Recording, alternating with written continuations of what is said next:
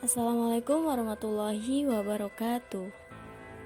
Pada pertemuan kali ini, kami dari kelompok 5 akan melakukan kajian lembaga pendidikan Islam klasik berupa universitas. Kami yang beranggotakan Adnan Muharram, Anjar Wahyu Adi, Elta Listriani, Niza Fatul Hidayah, Melinda Suryani, Khairuni Hilda Al-Fatihah, dan yang terakhir Zahra Okti Pangestu. Materi yang akan kita bahas pada hari ini mengenai definisi dan sejarah universitas, peran dan fungsi universitas, tokoh pendidikan universitas, dan yang terakhir aspek pendidikan yang berpengaruh. Pembahasan pertama mengenai definisi dan sejarah universitas. Definisi universitas. Dalam tradisi pendidikan Islam, institusi pendidikan tinggi lebih dikenal dengan nama Al-Jami'ah, yang secara historis dan kelembagaan berkaitan dengan Masjid Jami, atau masjid besar tempat berkumpul jamaah untuk menunaikan sholat Jumat.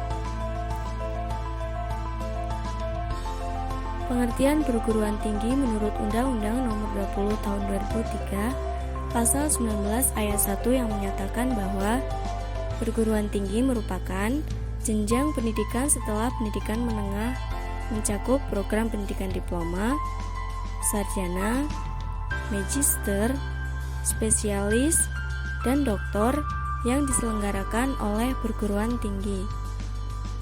Selanjutnya mengenai sejarah universitas. Universitas Al-Azhar didirikan pada tahun 359 Hijriah atau 970 Masehi, masa pemerintahan dinasti Fatimiyah dengan kepemimpinan Al-Mu'izz Lidinillah. Pada awalnya, universitas ini adalah masjid yang diberi nama Jami'ul Khairah karena mengambil nama dari tempat asal universitas tersebut didirikan, yaitu di Kairo. Universitas Cordova didirikan pada masa Bani Umayyah, tepatnya pada masa Kekhalifahan Al-Hakam. Universitas Cordova berdampingan dengan Masjid Abdurrahman III, yang selanjutnya tumbuh menjadi lembaga pendidikan terkenal di antara jajaran lembaga pendidikan tinggi lainnya di dunia. Baitul Hikmah dan Darul Ilmu. Pada masa kekuasaan Islam Bani Abbasiyah, juga terdapat lembaga pendidikan tinggi Islam klasik seperti Bait Al-Hikmah di Baghdad, yaitu institusi pertama Islam yang dibangun pada tahun 830 Masehi oleh Khalifah Al-Ma'mun. Selain Baitul Hikmah, ada juga lembaga perguruan tinggi Darul Ilmu di Mesir atau Kairo. Ketiga, pembahasan mengenai peran dan fungsi universitas. Peran universitas. Peranan penting dalam proses perkembangan ilmu pengetahuan dan transmisi keilmuan dalam masa Islam klasik. Melalui lembaga tersebut, ilmu pengetahuan Islam mengalami kemajuan yang sangat pesat dan mampu membangun sebuah peradaban yang disegani oleh dunia. Peranan lain yaitu mampu membantu para mahasiswa dan masyarakatnya dalam mengembangkan potensinya.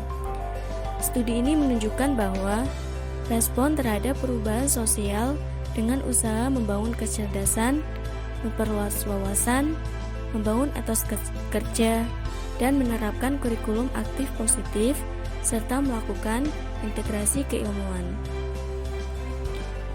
Fungsi universitas. Pertama, sebagai sarana mu'akhoh atau mempersaudarakan, sarana tarbiyah atau pengajaran,